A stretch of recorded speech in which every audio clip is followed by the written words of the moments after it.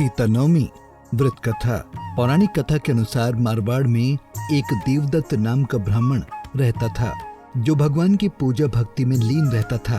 देवदत्त की पत्नी जिसका नाम शोभना था, उसकी सुंदरता की तारीफ पूरे क्षेत्र में की जाती थी। यही बात का घमंड उसकी पत्नी के अंदर था। उसके अनुसार वो पूरे संसार में सबसे ज्यादा खूबसूरत और सौंदर्यवान है। इसी घमंडी व्यवहार के कारण वो अन्य लोगों को अपने सामने कुछ समझती ही नहीं थी और अक्सर सभी के साथ बुरा व्यवहार किया करती थी। एक बार उनके गांव में बेहद सुंदर कन्याएं आईं जो देवदत्त की पत्नी शोभना से भी ज्यादा सुंदर थीं। लेकिन ये बात जब ब्राह्मण की पत्नी को पता चली तो वो ईर्ष्या करने लगी। अपने क्रोध के कारण उसने पूरे गांव को कुछ लोगों से कहकर जलवा दिया। थोड़े समय बाद ब्राह्मणी की भी मृत्यु हो गई, लेकिन पिछले कर्मों के रूप में उसे अगला जन्म चांडाली का मिला और उसके जीवन में बहुत कष्ट आए जिसे उसे भुगतना था। उसे हमेशा तिरस्कार का सामना करना पड़ता, लेकिन इस बार वो माँ सीता की सच्ची भक्त थी। एक दिन लोगों के तिरस्कार के कारण बहुत दुखी हो गई और माँ सीता की प्रतिमा के सामने अपने दुखों को रोकर बताने लगी। ऐसे में माँ सीता ने चांडाली को पूर्व जन्म की याद दिलाई कि पिछले जन्म में चांडाली ने ईर्ष्या के कारण पूरे गांव को आग लगवा दी थी। ये पता चलने के बाद चांडाली को बहुत दुख हुआ और उसने अपने पापों का पश्चाताप करने का सोचा।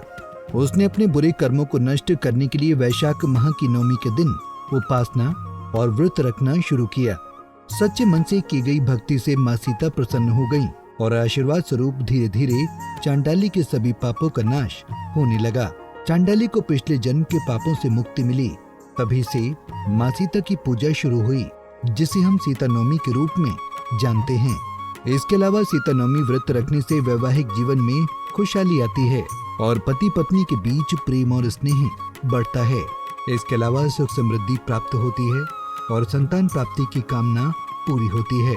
पापों का नाश होता है और मोक्ष की प्राप्ति होती है। ये व्रत सभी विवाहित महिलाओं के लिए अत्यंत शुभ माना जाता है। यदि आप भी सुखी वैवाहिक जीवन चाहते हैं और अपने जीवन में समृद्धि प्राप्त करना चाहते हैं तो सीता नवमी व्रत अवश्य रखें और सीता नवमी के दिन इस व्रत को जरूर सुनें। इससे ही व्रत का पूरा फल मिलता है। तो दोस्तों, कैसी लगी आपको हमारी ये जानकारी, हमें कमेंट करके जरूर बताएं। वीडियो पसंद आई हो तो वीडियो को लाइक और शेयर जरूर करें।